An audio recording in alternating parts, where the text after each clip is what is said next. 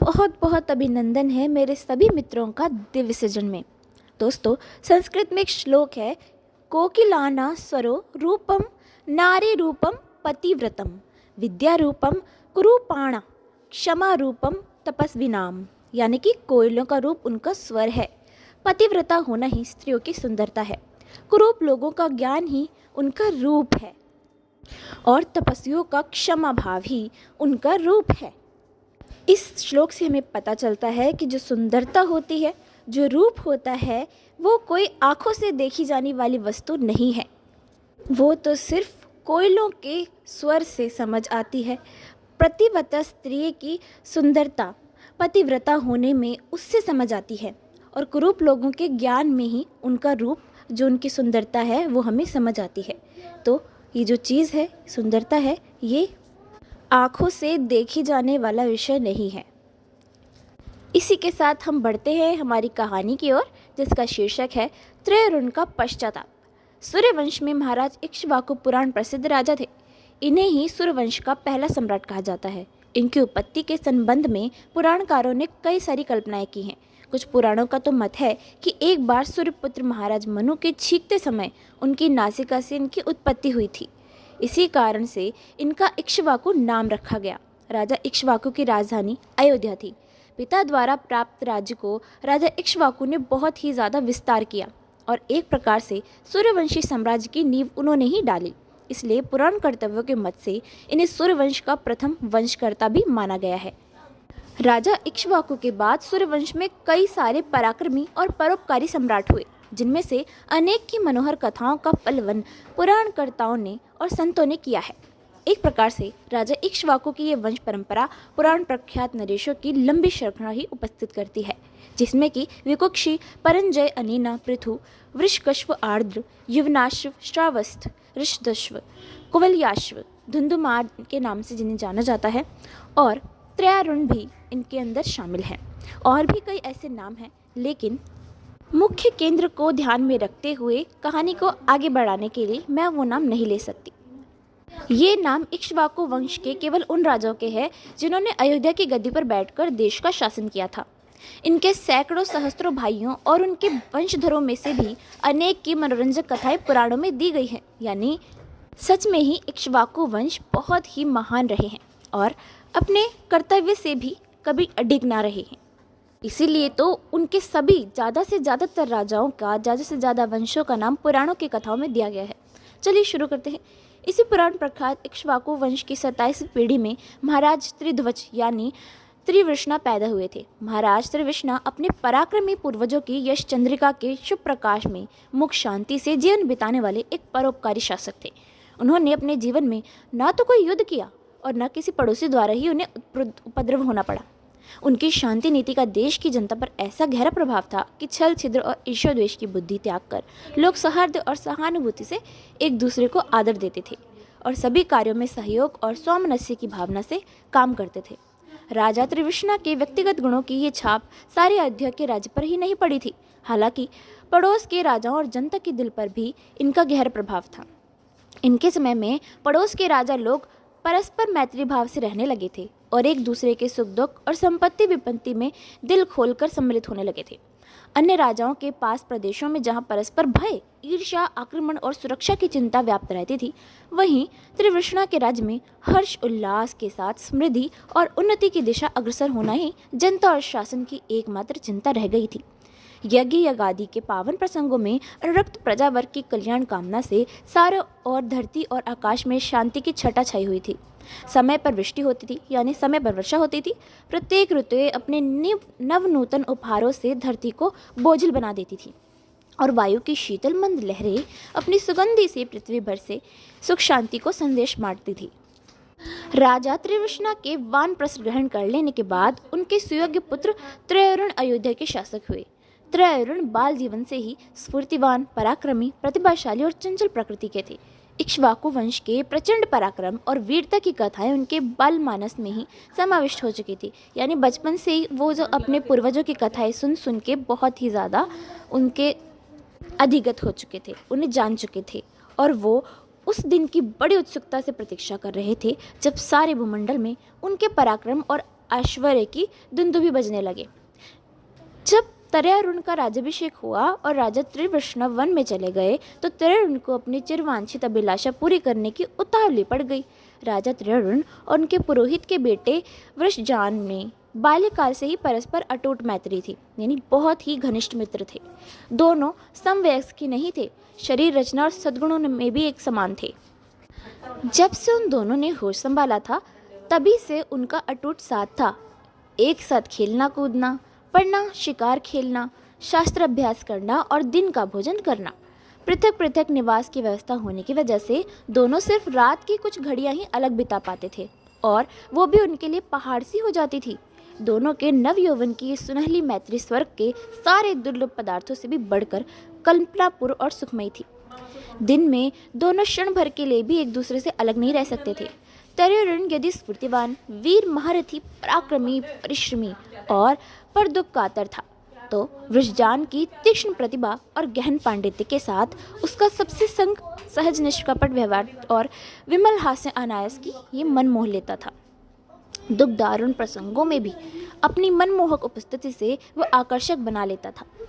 यानी दुख का जो कोई भी समा हो या दुख का कोई भी प्रसंग हो तो उसमें भी वो अपनी हंसमुखता के कारण सबका मन मोह लेता था, जैसे सब दुख भूल ही जाते थे।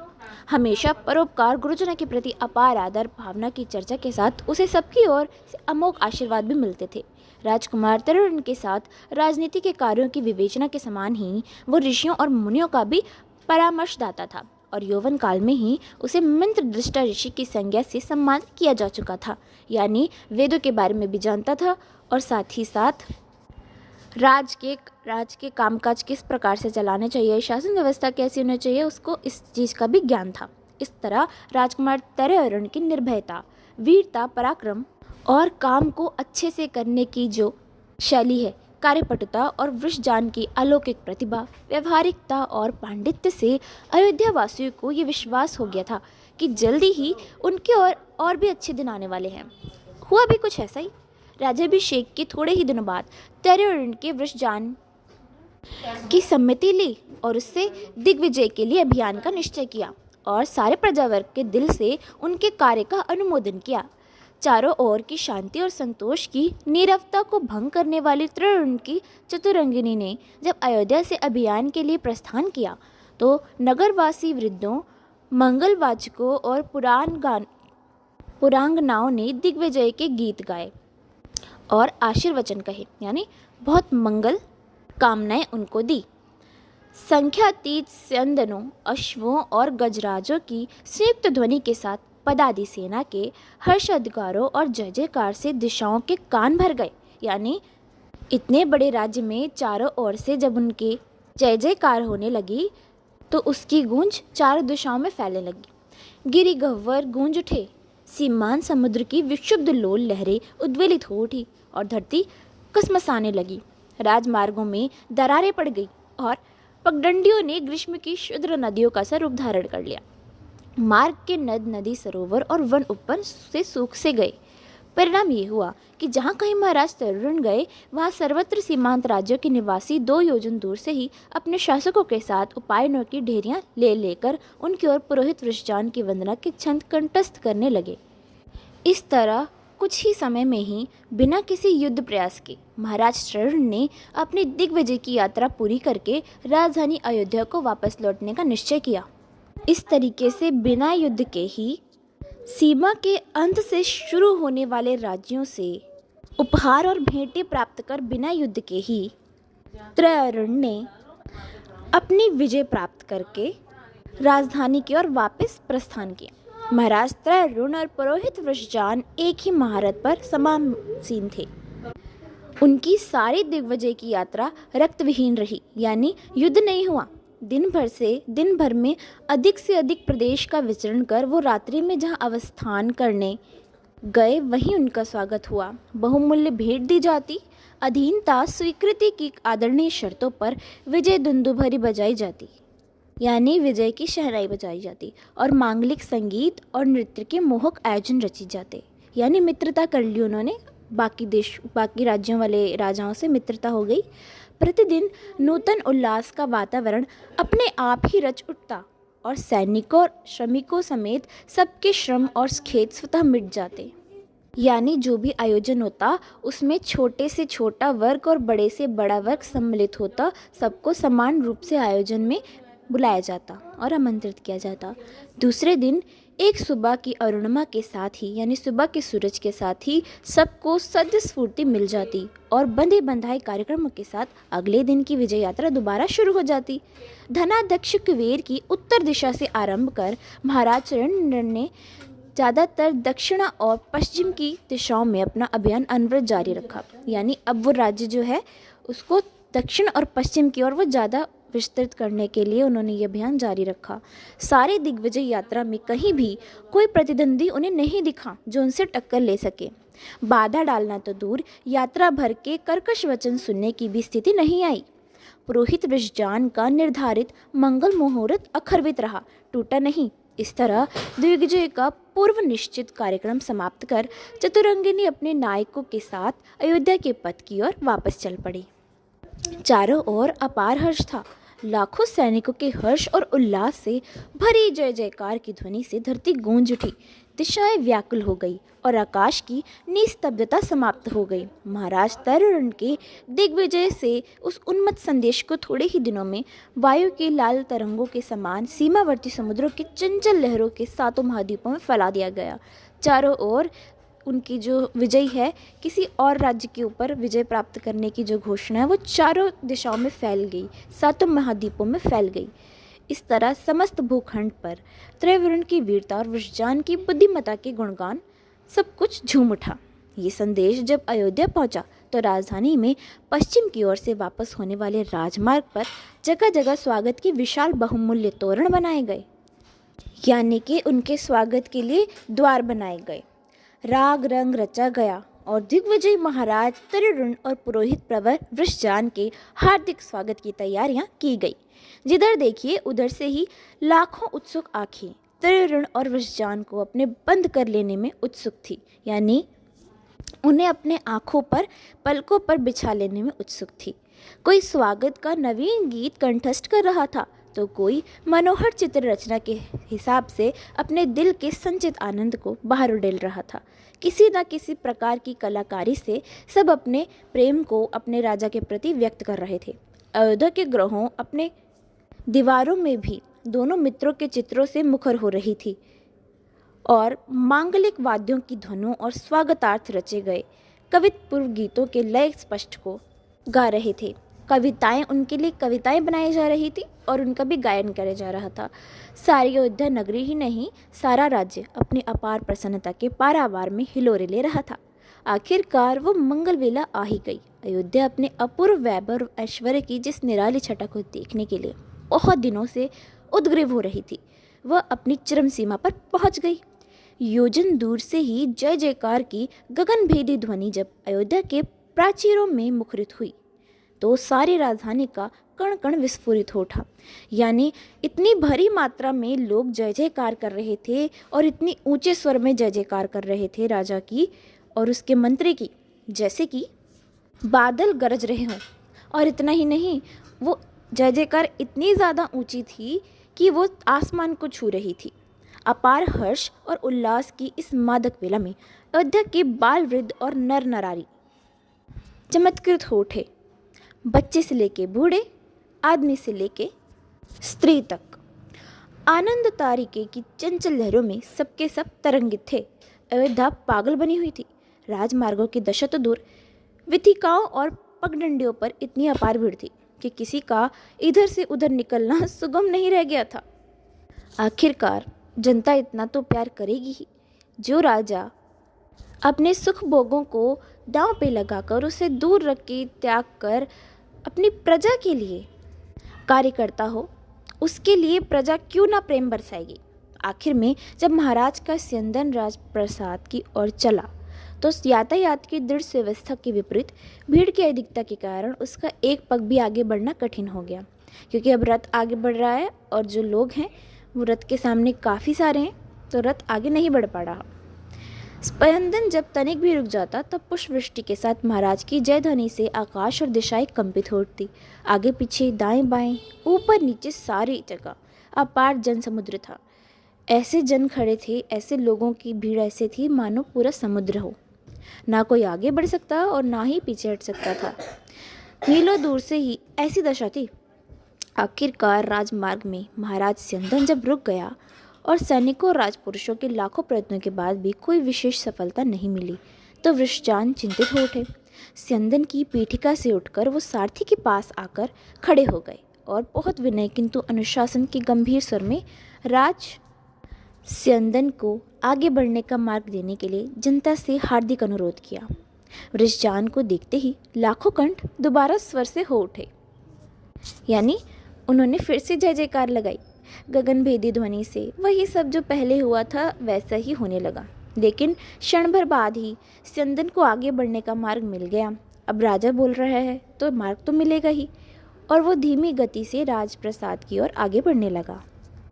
फिर तो सारथी के स्थान पर बैठकर वृषचान के स्यंदन की बाग डोर अपने ही हाथों में संभाल ली। इस सुंदर दृश्य ने जनता के हर्ष को एक बार फिर उद्वेलित किया। तुमुल जयध्वनि ने एक बार फिर धरती को आकाश तक उछाल दिया। महाराज तरुण अपने मित्र के इस समादर को देखकर हर्ष विह्वल उठे। अपनी मंद मुस्कान और परिहास के स्वर से उन्होंने वृषचान को अनुग्रहित करते हुए कहा, सुहृदवर, निश्चय ही अयोध्या की इस अपूर्व सफलता में तुम्हारा ही हाथ है। मैं तो सिर्फ निमित्त बना रहा। देखो ना, जनता तुम्हें ही अपने लाखों नेत्रों में एक साथ ही भर लेना चाहती है। मेरी ओर तो कोई देख भी नहीं रहा है।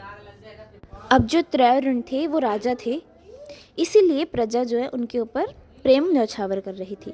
तो वृषचान ने इस तरीके से अनुग्रहित करते हुए, उनकी प्रशंसा करते हुए त्रैवर्ण को बोला। अब वृषचान बिना किसी और की देखे ही स्यंदन की बागडोर को ऊपर घुमाते हुए धीर गंभीर वाणी में फिर बोल पड़े, महाराज कृपा कर आप जहाँ हैं वहीं छत्र और चामर की ओट में बैठे रहें, अन्यथा अनर्थ हो जाने की पदे पदे संभावना है। उन्होंने त्रैवर्ण को छत्र के अंदर ही, छत्र के नीचे ही बैठे रहने को इसलिए कहा क्योंकि राजा है, अब जो कि ऐसा राजा है जिसने बाकी राज्यों पर भी विजय हासिल कर ली है, तो कोई भी उसको बेशक सामने से मित्र जैसा व्यवहार करे मगर फिर भी नुकसान पहुंचा सकता है। इधर आपको देखने के लिए ये सारी जनसमुद्र विक्षुब्ध हो रहा है। किसी तरह राजप्रसाद के गोपुर तक हम स्यंदन ले चलें, तभी आप अपनी जगह से हिले डुले। पुरोहित की मरमरी वाणी ने महाराज तरुण को हर्ष में डुबो दिया। वो मुस्कुराते हुए अपने आसन पर झूमने लगे। ज्यों ज्यों स्यंदन आगे बढ़ा त्यों त्यों राजमार्ग के सब ओर अपार जनसमुद्र देखकर और कर्णभेदी स्वरों से उपद्रव स्यंदन के अश्वों की चंचलता 10 गुनी हो गई थी। मार्ग न मिलने से पुरोहित वृषचान ने उनकी बागडोर संभाली थी। तभी से वे अपरिचित होने के कारण उन्मत्त से उठे थे, इसलिए वृषचान के बारंबार बागडोर खींचते रहने पर भी किसी प्रकार वे वश में नहीं आ सके, क्योंकि अब नए व्यक्ति के हाथ में बागडोर चली गई थी और जो पहले रथ को चला रहा था सारथी, उससे तो वो घोड़े बहुत पहले ही घुल मिल चुके थे। लेकिन अब वृषचान तो उनके लिए नए थे, तो जो उनका है इस तरीके से चंचल होना स्वाभाविक था। सारथी घबराया हुआ था। महाराज तरुण भी अनर्थ की संभावना से सशंक थे। अब घोड़े हैं जो काफ़ी ज़्यादा आगे जनता है, इस वजह से जो जानवर है, जीव है, वो भी संशय में पड़ जाता है, कंफ्यूज हो जाता है। वृषचान को कुछ सुझाई नहीं पड़ रहा था और दर्शक भी चिंतित हो उठे थे। एक एक क्षण युग से बीत रहे थे। पूरा बल लगाकर खींचने पर भी बागडोर का कुछ प्रभाव नहीं पड़ रहा था। अश्वों का दुर्निवार वेग अपनी चरम सीमा पर था। वो क्षणभर में ही राजप्रसाद को अपने सम्मुख देखने के लिए मानो सब कुछ करना चाहते थे। इसी बीच महान अनर्थ हो गया। एक 16 वर्षीय ब्राह्मण कुमार स्यंदन के चक्रों की चपेट में पड़कर पिस गया। अश्वों की बलिष्ठ खुरों से विदीर्ण उसके सुंदर शरीर को स्यंदन ने अनेक चक्रों से अपने दुर्गति में अत्यंत आहत कर डाला, यानी पहियों के तले वो बेचारा कुचला गया। देखते ही देखते उस कमनीय ब्राह्मण कुमार का शरीर निष्प्राण सा होकर नीचे गिर पड़ा। क्षण भर में ही उसका छटपटाना भी बंद हो गया। एक क्षण चित्कार के सिवा समीपस्थ लोगों को भी उसके समीप से कुछ सुनाई नहीं पड़ा। अश्वों की गति मंद हो गई, क्योंकि स्यंदन के चक्कों में फंसकर ब्राह्मण कुमार की मोटी मोटी जांघों की अस्थियों और मांसपिंडों ने बलवान अश्वों के पराक्रम को भी क्षीण कर दिया था। ये घटना दिल दहला देने वाली थी। भय कातर सारथी के करुण हाहाकार ने वृषजान को जब स्तंभित कर दिया, तो उनकी आंखें भी उस ब्राह्मण कुमार के धरती पर पड़े हुए शिथिल शरीर पर पड़ी। शिथिल शरीर यानी जिसमें कुछ भी जान ना हो, कुछ इस प्रकार का। तब तक स्यंदन पूर्ण रूप से रुक चुका था। भयंकर चित्कार के साथ वृषजान स्यंदन से नीचे कूद पड़े। उस ब्राह्मण कुमार को कोई दूसरा नहीं, उन्हीं के सगोत्री वृद्ध पड़ोसी का एक लौता लाडला बेटा और उनका प्रेमात्र था। उसके सर्विक सुंदर कमनीय कलेवर की भीषण दुर्गति देखकर वो विकंपित होकर रुदन करते हुए विद्युत गति से यानी बिजली की तेजी से महाराज त्रिरुण के पास जाके स्पंदन पर पहुंचे और करुण भरे स्वर में बोले, महान अनर्थ हो गया महाराज, हमारी उल्लासपूर्ण दिग्विजय यात्रा कलंकित हो गई। स्यंदन के चक्कों के नीचे एक 16 साल का ब्राह्मण कुमार दब गया। उसके वृद्ध माता पिता मेरे पड़ोसी नहीं, सगोत्रीय है महाराज, मतलब एक ही गोत्र के हैं। वो मुझे भी अति प्रिय था। ऐसा होनहार सुंदर और बलवान कोई दूसरा नवयुवक हमारे पुर में नहीं था। शोक, अब क्या किया जाए। वृषजान की सांसें रुक रुक कर चल रही थी। कंठ सूख गया था, हृदय कांप रहा था, आंखें विहल थी और माथे पर छाई हुई पसीने की बूंदें नीचे टपक रही थी। अब वृषजान को भी कुछ नहीं सूझ रहा था, क्या करे, घबरा गया था।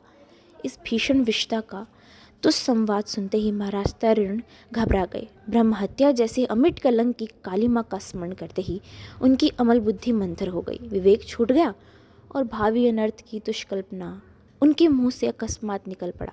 वृषजान, इस अमिट कलंक के कारण आप ही तो हैं।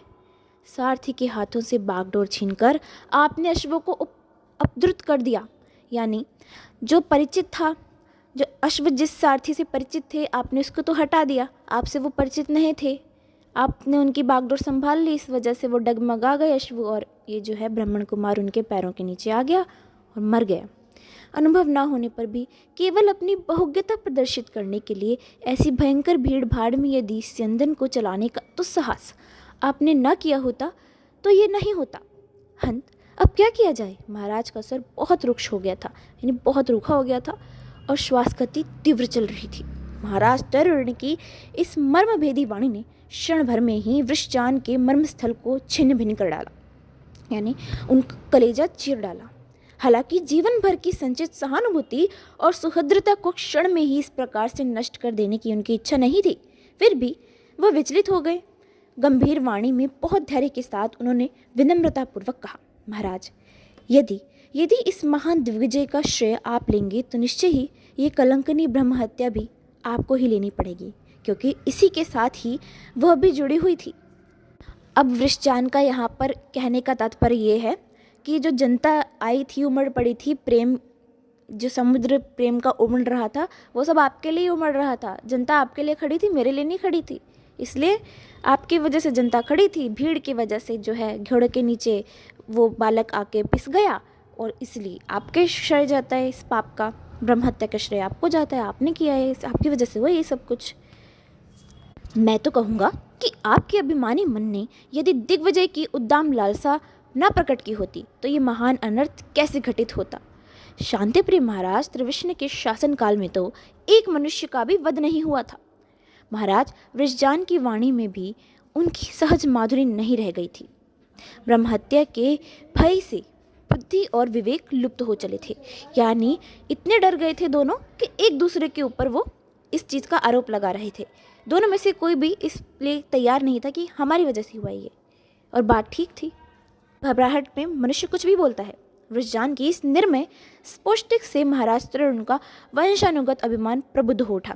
अब वंश के हिसाब से जो राजा का अभिमान होता है, तुमने तो मेरे पिता का नाम ले दिया, अब उनका जी अभिमान जाग उठा। उन्होंने वृषजान को भरी भीड़ में अपमानित किया और स्यंदन से उत्तर कर राजधानी छोड़ देने की कठोर आज्ञा भी सुना डाली। आश्चर्य हुआ उन्हें, क्या बोल रहे हैं। और महाराज के संकेत से सारथी ने मृतक तुल्य ब्राह्मण कुमार के शरीर को उपचार या अंतिम क्रिया के लिए राजपुरुषों को उसके घर पहुंचाने की आज्ञा देकर स्यंदन को आगे बढ़ाया। अब जो रथ जाना चाहता था आगे की ओर, वो जा रहा है ब्राह्मण कुमार के घर की ओर, उसके शरीर को लेके, उसके पार्थिव शरीर को लेके। धीरे धीरे निराश और दुखी भीड़ थी जो वो समाप्त हुई। अब दुखी भीड़ हो गई क्योंकि एक बच्चे का, 16 साल के बच्चे का ऐसे इस प्रकार से उसका वध हो गया। वध भी कह सकते हैं, मृत्यु हो गई उसकी अकस्मात, अचानक से। अयोध्या के महान उल्लास की एक कलंकनी वेला बीत गई। संध्या हुई, शाम हुई। दिनमणि अपने वंशधर की ये दुर्दशा देख अस्त हो गए।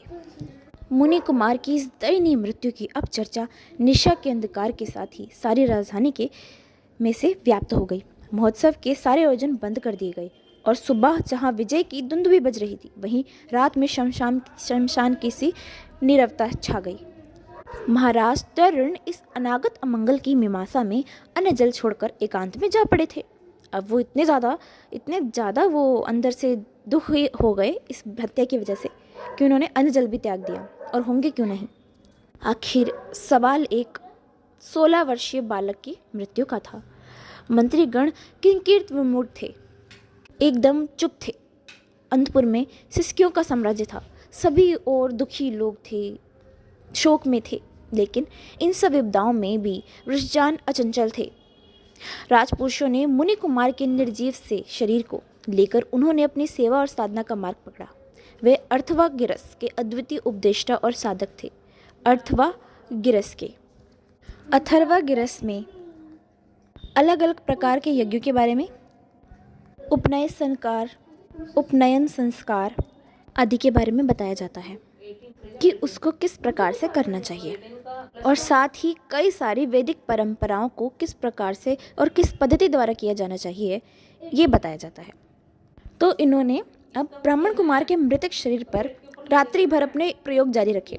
फिर तो मंत्र और औषधियों के अमोघ प्रभाव भी सफल हुए। रात्रि के पिछले प्रहर में मुनि कुमार के अचेतन शरीर में जीवन के लक्षण लौट आए और सूर्योदय होने के साथ ही उन्होंने उसे अपने साथ लेकर राजधानी की ओर प्रस्थान कर दिया। अब रात्रि के निविड़ शोक अंधकार में डूबी हुई अयोध्या, सुबह जब ये मंगलदायी संवाद उनको मिला तो वो दोबारा से बहुत ज़्यादा हर्ष में डूब गए। हर्षित हो उठे, सब खुश हो गए। महाराज त्रैरुण को जब ये सब पता चला तो वो भी पीछे पीछे चल पड़े, लेकिन स्वाभिमानी वृषजान ने अयोध्या की ओर से आंखें फेर ली थी। महाराज की प्रार्थना और चेष्टा को विफल बनाकर वो अयोध्या से अपने पुर की ओर आगे बढ़ते ही गए। न तो महाराज को कुछ उत्तर दिया, उनके प्रश्न का उत्तर दिया, और न उनकी ओर आंखें उठाकर देखा ही। महाराज तरुण अपमानित होकर राजप्रसाद को वापस चले आए और सारी अयोध्या वृषजान के इस कठोर निश्चय से खिन्न होकर महाराज के पश्चाताप की दारुण अग्नि में जलने लगी। धीरे धीरे दिन बीतने लगे और अनेक साल बीत गए। वृषजान ने अयोध्या की सुधि नहीं ली, अयोध्या को वापस नहीं गए। उनके चले जाने की वजह से अयोध्या निष्क्रिय सी होती थी। यज्ञ योगादि के पावन प्रसंग बंद हो गए। राजप्रसाद, राजधानी और संपूर्ण राज्य की ऐसी दशा थी, जनता में भी भोग विलास की भावना प्रबल पड़ने लगी थी। संसारिक सुखों को ही वो सर्वस्व समझा जाने लगा था। घृणा, ईर्ष्या, द्वेष, अनुपकार और संघर्ष की ज्वाला ने शांति और संतोष को क्षार कर दिया। अभाव के हाहाकार से प्रकृति भी रुट गई थी, यानी कि अब सदाचार तो वो भूल गए। अब सदाचार जब नहीं रहेगा, अब खाली घर शैतान का घर हो गया।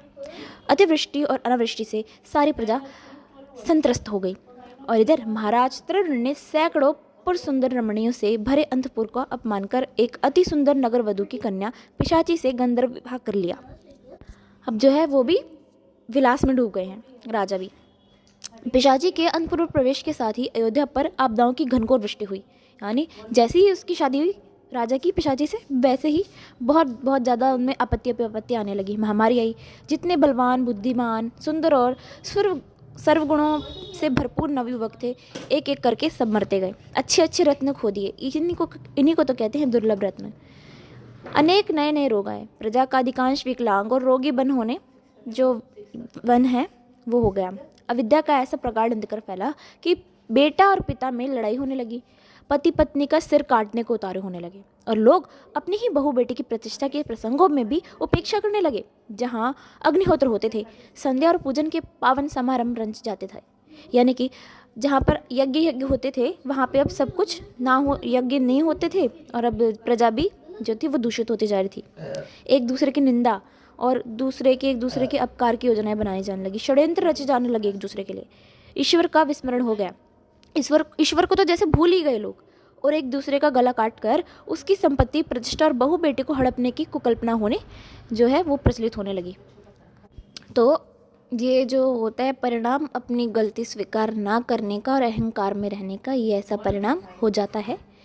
और फिर जैसे राजा होते हैं वैसी प्रजा हो जाती है। कि वृषजान को तो उन्होंने पहले अपमानित कर दिया था, परंतु फिर भी अगर पश्चाताप था तो उसका उन्हें माफ़ी द्वारा उसको पश्चाताप को कर लेना चाहिए था उनसे, लेकिन नहीं की। जब अन्याय अपनी चरम सीमा पर डाक गया, यानी पहुंच गया, डाका डाल लिया पूरा अन्याय ने और विकराल रूप धारण कर लिया, तो अयोध्या वापस बुलाने का दुराग्रह उन्होंने वृषजान को किया। अपने बाल मित्र की पावन स्मृति से राजा की अंतश्चेतना से सदाचार विवेक का उदय हुआ। यानी अब जो राजा है, अब उनको होश आई, वो जगे हैं नींद से। उन्होंने कहा चलो वृषजान को बुलाया जाए, वो नहीं है, इसलिए सब कुछ गड़बड़ हो रहा है। क्योंकि वृषजान क्या करते थे, वृषजान ऋषि की उनको उपाधि मिली थी, वो योग भी करते थे, यज्ञ भी करते थे। इसीलिए यहाँ पर वृषजान को हम ये समझ सकते हैं कि वो प्रतीक है इन सब चीज़ों का, योग का, यज्ञ आदि का, सद्विचार का, सत्य आचरण का। तो ऐसे हुआ। उसने दूसरे ही दिन सुबह प्रजावर्ग के प्रतिनिधियों, सीमांतों, परिषद और मंत्रियों के साथ वृषजान को अयोध्या वापस लाने के लिए उसके पूर्व की मांगलिक यात्रा का कार्यक्रम शुरू कर दिया, निश्चित कर दिया। नई रानी पिशाची को जब ये पता चला तो उसने डर कर इसका विरोध किया। अब जो डरते हैं, डरने वाले जो हैं वो विरोध करते हैं, वो अपने आप को प्रभावशाली बताने के लिए और मुझ में बहुत ही साहस है, ताकत है करने के लिए वो प्रदर्शन करते हैं। तो कहते हैं जो बादल गरजते हैं वो कभी बरसते नहीं हैं। वो चाहती थी कि आनंद और विलास का ये अबाध क्रम नित्य चलता रहे। अब हम ये जो रानी है इसको प्रतीक मान सकते हैं दुराचरण का, बुरे आचरण का प्रतीक मान सकते हैं। यहाँ पे महाराज तरण उससे सहमत नहीं हो सके और दूसरे दिन सुबह ब्रह्म मुहूर्त में उन्होंने निर्दिष्ट कार्यक्रम के हिसाब से वृषजान की पूरी ओर से प्रस्थान कर दिया।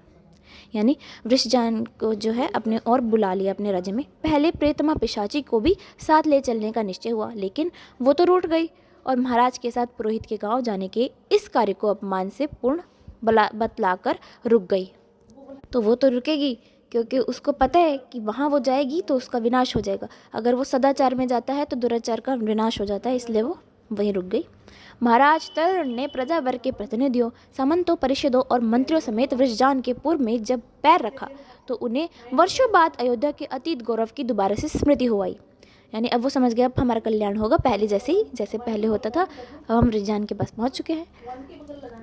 अब जो वहाँ है सदाचार का वास है, तो सारे जो जितनी भी बुराइयाँ थी, जितनी भी कमियाँ थी और जितने भी दुराचार और अलक्ष्मी फैली हुई थी, जिसे दारिद्र्य कहते हैं, सब दूर हो गया उनके पास जाके। कानों के चिर परिचित वेद मंत्रों के पावन उच्चारण को सुनकर उन्हें रोमांच हो आया। वृषजान के सुप्रसन्न पुरजनों और परिजनों की समृद्धि, सुषमा और शांति को देखकर उनको ये दृढ़ निश्चय हो गया, दृढ़ विश्वास हो गया कि अयोध्या की सारी समृद्धियां हैं जो वो दोबारा से वापस आ जाएंगी। अब वो वृषजान को वहाँ से वापस ले आए अयोध्या में। वृषजान के आते ही अयोध्या तो बदल गई, यज्ञों का आह्वान हुआ, जो सब कुछ पहले होता आया था वो सब जो है ज्ञान की चर्चा, अच्छी संगति, सदसंगति, ये सब अच्छी अच्छी चीज़ें होने लगी, मंगल काम होने लगे। अब क्या होता है, जब वृषजान यज्ञ को शुरू करने के लिए अग्नि प्रज्वलित करते हैं तो अग्नि जलती नहीं है, वो प्रज्वलित नहीं होती, उनके सारे प्रयत्न विफल होते जा रहे हैं। इसलिए अब उनको ये समझने में देर नहीं लगी कि भाई कुछ तो गड़बड़ थी, जब मैं यहाँ नहीं था तो ज़रूर कुछ गड़बड़ हुई थी। फिर क्या, उन्होंने 3 बार प्राणायाम करके उच्च स्वर में अग्निदेव को सत्वन किया। अब अग्निदेव प्रकट हुए। महाराज अरुण, तरारुण और अन्य पुरोधी सब आश्चर्यचकित थे कि भाई पहले तो अग्नि जल नहीं रही थी, इन्होंने प्राणायाम करते। प्राणायाम मतलब कि ध्यान करना, अपने ध्यान को दूर आसपास की जितने भी बुरे चीज़ें हैं और दारिद्र्य हैं, दारिद्र्य मतलब सिर्फ धन जहाँ पर नहीं होता वो नहीं, दारिद्र्य मतलब आलस्य, दुर्भावनाएं, दुराचरण, ये सब होता है। तो उससे अपना ध्यान उन्होंने कहाँ केंद्रित कर लिया? प्राणायाम पे। प्राणायाम पे केंद्रित किया तो अग्नि फिर प्रकट हुई। अग्नि इधर हम ज्ञान के रूप में भी मान सकते हैं अग्नि तत्व को। अग्नि को प्रकट होते देखकर सारी जो प्रजा थी वो जय जयकार करने लगी। अब वृषजान कहते हैं, महाराज मेरी समझ में आ गया कि अग्नि के अप्रसन्न होने के कारण क्या है। देखिए, क्षण भर में ही मैं इस रहस्य को सबके सामने प्रकट कर रहा हूँ। अब ये वृषजान है जो वो इस समस्या की गुत्थी खोलने जा रहे हैं। अब क्या हुआ? वृषजान ने अग्नि को दोबारा से प्रदीप्त करते हुए ज्यों ही मंत्र का उच्चारण शुरू किया, त्यों ही अंतपुर से चिल्लाती हुई नई रानी पिशाची उन्मत्तों की तरह यज्ञशाला में आकर उच्च स्वर से विलाप करने लगी। उस समय उसकी मोहिनी आकृति बड़ी भयंकर बन गई थी और शरीर की कमनीय कांति बहुत ही ज्यादा क्षीण हो गई थी। उसे यज्ञशाला में विघ्नों की मूर्ति के समान उपस्थित देखकर वृषजान ने दीर्घ गंभीर स्वर में आसन पर बैठ जाने का आदेश किया, लेकिन इसका उस पर कुछ भी प्रभाव नहीं पड़ा और वो महाराज तरुण और वृषजान के साथ सारे उपस्थित धार्मिक जनों को कठोर दुर्वचन सुनाती हुई दोबारा प्रबुद्ध स्वर में रुदन करने लगी। महाराज तरुण अपनी प्रियतमा रानी की ये दुर्दशा देखकर कुछ कहना चाहते थे कि वृषजान ने उन्हें मौन रहने का गूढ़ संकेत किया। सभी लोग स्तब्ध थे। इसी बीच वृषजान ने ऐसे अमोघ मंत्रों का उच्चारण करना शुरू किया कि रानी पिशाची जहाँ खड़ी थी वहीं एक यज्ञ पात्र के ऊपर ही गिर पड़ी। उसकी रूखी अलके मुखमंडल पर बिखर गई, आंखें मुंद गई और मुख से फेन गिर रहा था, झाग कहते हैं जिसे। वृषजान ने ऋत्विजों को उसे प्रकृष्टित करने का आदेश किया और खुद ध्यान अवस्थित होकर मंत्र जाप करने लग गए। ऋत्विजों की शीतल उपचार से प्रकृष्टित पिशाची ने एक बार अपनी अरुण आंखें खोलकर यज्ञ मंडप की ओर देखा और भय कातर होकर दोबारा दीर्घ श्वासें छोड़ते हुए कांपने लगी। उसकी वाणी विलुप्त हो चुकी थी और धीरे धीरे उसके शरीर से चेतना ही लक्षण बीते जा रहे थे। इसी बीच वृषजान ने अपना ध्यान भंग किया और प्रबुद्ध स्वर में मंत्र पढ़ते हुए स्वाहा स्वाहा का उच्चारण किया। उनका असर कुछ ऐसा विचित्र था कि सारे यज्ञ मंडप में भय का संचार हो गया और ऋत्विजों के साथ महाराज तरुण का शरीर भी कांप उठा। इसी क्षण एक भयंकर दुर्घटना और हुई। सभी लोगों के देखते ही देखते रानी पिशाची के शरीर में से अग्नि की भयंकर लपटें निकलने लगी और वो भस्मावेश होकर पल भर में अंतर्हित हो गई। अग्नि की ऐसी प्रचंड शक्ति का अनुमान भी किसी को नहीं था। ये भयंकर दुर्घटना और वृषजान के अमोघ मंत्र के प्रभाव को देखकर महाराज तरुण भी विचलित हो गए और यज्ञशाला में चारों ओर आतंक सा छा गया। तदंतर क्षण भर चारों ओर निहार कर प्रसन्न मुख वृषजान ने धीर गंभीर स्वर में अगमर्षण सूक्त का उच्चारण करते हुए समस्त सम्मित मुख से सस्ती वाचन किया और सबके भय और विस्मय का निवारण करते हुए कहा, महाराज, एक नवीन सुंदर रानी ब्रह्म हत्या थी। इसने अपनी मोहिनी रूप राशि में आपको विमुग्ध कर लिया था। मतलब ये जो रानी थी ना, ये ब्रह्म हत्या थी। ब्रह्म हत्या माने ब्रह्म हत्या।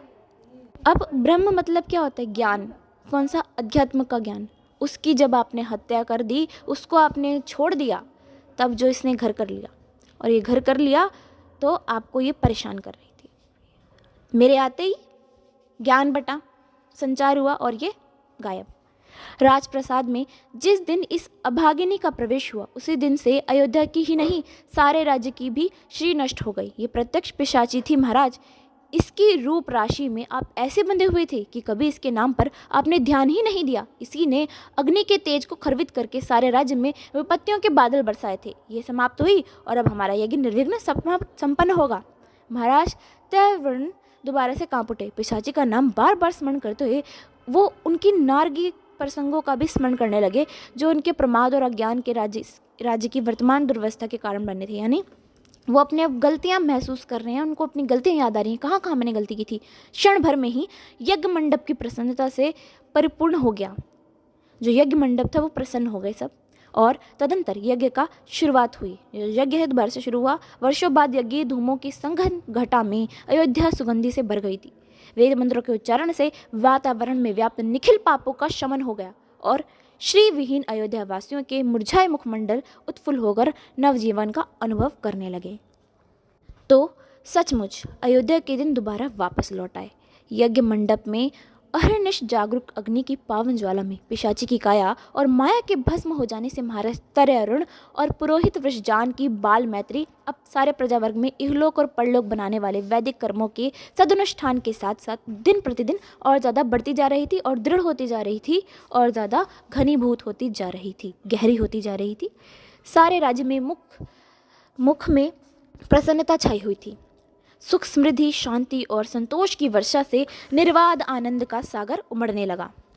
तो मित्रों, ये है इसका जो निष्कर्ष निकलता है वो यही कि हमें यज्ञ का केवल यही मतलब नहीं है कि हम अग्नि प्रज्वलित करें, यज्ञ करें, उसमें हम अलग अलग सामग्रियाँ डालें। सिर्फ यही नहीं, हमें अपने अंदर भी योग करना चाहिए, प्राणायाम, जिससे कि हमारा ध्यान केंद्रित हो, सद्विचारों की ओर जाए।